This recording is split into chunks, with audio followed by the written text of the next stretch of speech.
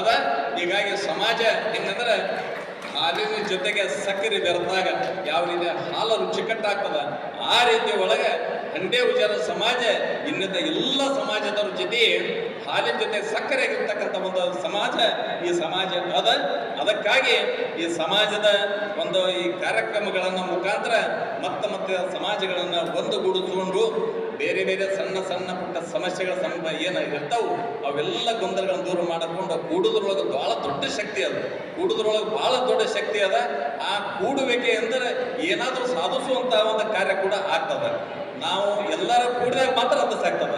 ಅದಕ್ಕೆ ಸೂರ್ಯ ಹೇಳ್ತಾನಂತ ಏನಂದ್ರೆ ನಾನು ಮುಳುಗಾಕ ನಾನು ಹೊರಟೀನಿ, ಅದ್ರ ಜಗತ್ತು ನಾ ಮುಳುಗಿದ ನಂತರ ಬೆಳಗೋರು ಯಾರು, ಇಡೀ ಜಗತ್ತು ಕತ್ತಲ್ದಾಗ ಬಿದ್ದರೆ ಅದನ್ನು ಬೆಳಗೋರು ಯಾರು ಅಂತ ಕೇಳಿದಾಗ ಒಂದು ದೀಪ ಎದ್ದ ಬರ್ತದಂತ.